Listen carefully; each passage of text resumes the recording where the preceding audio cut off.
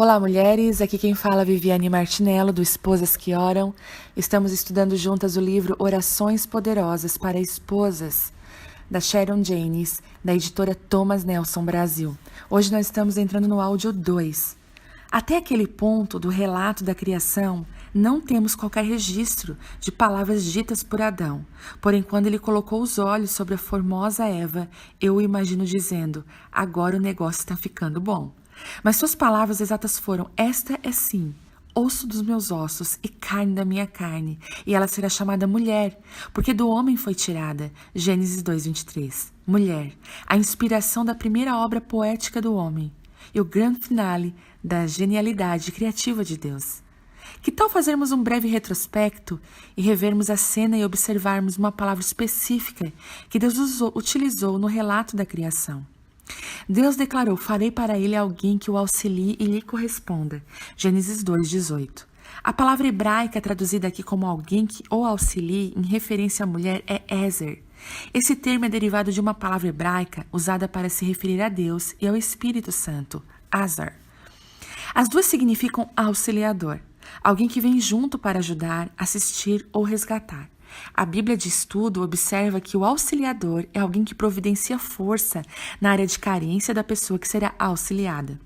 A palavra Ezer aparece 21 vezes no Antigo Testamento. Ela é utilizada 2 vezes para se referir à mulher em Gênesis 2 e 16 vezes para descrever Deus como auxiliador de seu povo. As 3 outras referências aparecem nos livros dos profetas, em referência ao auxílio militar. É interessante observarmos que nas 16 vezes que a palavra Ezer é utilizada com relação a Deus, ela tem conotações militares. Senhor, sê tu o meu auxílio, clamou Davi, Salmos 30:10. O Deus de meu pai foi o meu ajudador, livrou-me da espada do faraó, proclamou Moisés em Êxodo 18:4. É notório que a palavra Ezer sugere um papel de elevada honra, em uma representação de força suprema. O teólogo William fez uma descrição marcante. Com tantas referências a Deus como nosso auxiliador, é óbvio que um Ezer, de modo algum, é alguém inferior à pessoa que recebe auxílio. Isso é importante porque essa é a palavra que Deus usa em Gênesis 2:18, quando ele se refere a Adão. Não é bom que o homem esteja só.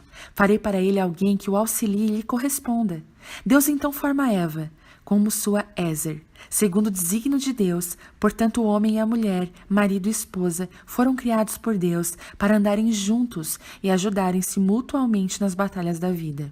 E Deus está ali como um Ezer divino para lutar com os dois. Eu fiquei surpresa ao descobrir que até mesmo a mulher virtuosa de Provérbios 31, o modelo para as mulheres e mães tementes a Deus, ao longo dos séculos é descrita em termos militares. Uma esposa exemplar, feliz quem a encontrar, assim começa a passagem. É muito mais valiosa que os rubis, Provérbios 31:10. A nova versão internacional da Bíblia Sagrada, como vimos, chama de esposa exemplar. A Bíblia amplificada a descreve como capaz, inteligente e mulher virtuosa. A palavra hebraica, que é traduzida como exemplar ou virtuosa, também pode significar rica, próspera, valiosa, intrepidamente corajosa, forte e guerreira, poderosa. Você percebeu? Uma guerreira poderosa. No meu livro, O que Deus realmente pensa sobre as mulheres, eu observo o seguinte: Deus não criou a mulher simplesmente porque o homem estava só. Ele formou a mulher para completar o homem, para amá-lo, para trabalhar com ele, dominar com ele, levar a vida com ele, procriar com ele e lutar ao lado dele. Ele era a portadora feminina da imagem, a semelhança nessa união misteriosa do casamento. A mulher era e é uma guerreira chamada para lutar ao lado do homem na maior batalha que haveria de ocorrer. Uma batalha que não seria travada no campo de batalha, com armas em punho, mas de joelhos na oração. Não estou sugerindo a você que troque a sua calça jeans por uma farda militar, nem os seus belos sapatos por coturnos de soldados. No entanto, estou sugerindo que Deus deu a você um papel incrível como guerreira de oração em favor de seu marido. O apóstolo Paulo insiste que os cristãos entrem na batalha espiritual armados e preparados com a palavra de Deus. Finalmente, fortaleçam-se no Senhor e no seu poder. Vistam toda a armadura de Deus para poderem ficar firmes contra as ciladas do diabo. Pois a nossa luta não é contra seres humanos, mas contra os poderes e autoridades, contra os dominadores deste mundo de trevas, contra as forças espirituais do mal nas regiões celestiais. Por isso vistam toda a armadura de Deus, para que possais resistir firmes no dia mau. Efésios 6. Uma batalha espiritual está acontecendo ao nosso redor.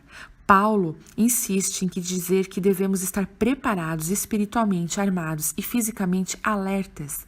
Ele enfatiza isso novamente em sua segunda carta aos Coríntios. Pois embora vivamos como homem, não lutamos segundo os padrões humanos. As armas com as quais lutamos não são humanas. Ao contrário, são poderosas em Deus para destruir fortalezas. 2 Coríntios 10, 3, 4. Apesar de não termos autoridade sobre nossos maridos, nós de fato temos autoridade sobre todo o poder do inimigo que procura lhe fazer o mal. Lucas 10, 19. Por meio da oração, os planos do inimigo são interceptados, os principados e as autoridades são derrotados. Pela oração, o poder e a provisão de Deus fluem para dentro da vida do seu povo. Paulo nos informa que o casamento entre o homem e uma mulher é um exemplo terreno do relacionamento espiritual entre Cristo e a igreja. Efésios 5, 22. Por essa razão, obviamente, o diabo, Satanás, deseja destruir esse modelo microscópico. Ele começou com o primeiro casal no Jardim do Éden e continua a roubar tudo o que lhe diz respeito à instituição do casamento, que é ordenada por Deus. Nos dias de hoje, nas palavras de Gênesis 3:1, ora, a serpente continua a deslizar sorrateiramente para dentro dos casamentos, exatamente da forma como ela fez com o primeiro casal de todos os tempos. Só que aqui está a boa notícia. Jesus disse: tenham ânimo, eu venci o mundo. João 16, 33. E não só isso, Jesus também disse que deu poder e autoridade para vencer todo o poder do inimigo, e nada lhes fará dano. Lucas 10, 19. Porque aquele que está em você é maior do que aquele que está no mundo. 1 João 4, 4. Você é uma Ézer, singularmente formada e sobrenaturalmente equipada para travar batalhas de joelho em favor do seu casamento e do seu marido. O propósito da oração. Bem, eu penso que a única coisa que nos resta fazer é orar. Quantas vezes eu ouvi essas palavras? Quantas vezes elas estiveram até mesmo nos meus lábios? Mas se nós olhássemos para a oração a partir de uma outra perspectiva, a perspectiva de Deus, e se nós encarássemos a oração como o primeiro recurso de ação ao invés do último? A grande maioria dos e-mails que recebo na minha central ministerial está relacionada a problemas matrimoniais. As mulheres lutam com os maridos que não vivem de acordo com as suas expectativas, ou seja, homens que trabalham demais e amam de menos, homens emocionalmente ausentes e sexualmente ousados, homens que inicialmente parecem ser príncipes encantados, mas depois revelam-se verdadeiros vilões. Algumas esposas descreveram seus maridos como durões, mesquinhos e verbalmente agressivos. Outras reclamam que eles são distantes, passivos e emocionalmente ausentes. Talvez seu marido se encaixe em algumas dessas descrições. Por outro lado, talvez você tenha um marido adorável, que seja carinhoso, que cuide de você e a incentive a ser tudo o que Deus queria que você fosse ao criá-la. Glória a Deus por um homem assim.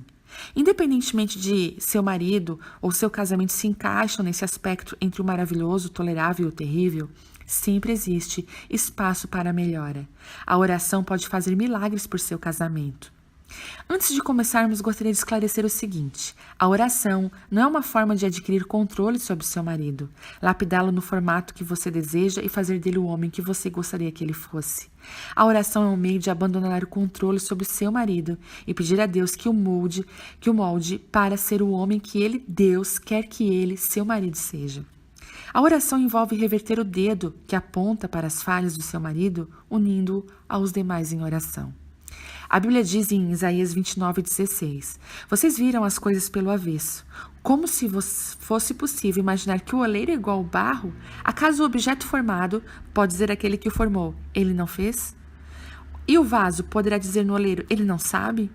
Deus é mestre, oleiro, e certamente não precisa de que você ou eu lhe diga como formar ou moldar aquele vaso de barro maravilhoso chamado marido. Ah, como gostaríamos de fazer isso. Com certeza. Porém, o objetivo final de Deus é que aquele barro seja moldado segundo o seu desígnio e para que os seus propósitos e não para os nossos. Não somos o barro, nós somos o barro, tu és o oleiro, escreve Isaías. Todos nós somos obras das tuas mãos. Isaías 64:8. Eu sou, você é e o seu marido é. Desta forma, Deus forma e molda. Você ora e intercede. Tiago nos adverte sobre o perigo de orarmos pelos motivos errados.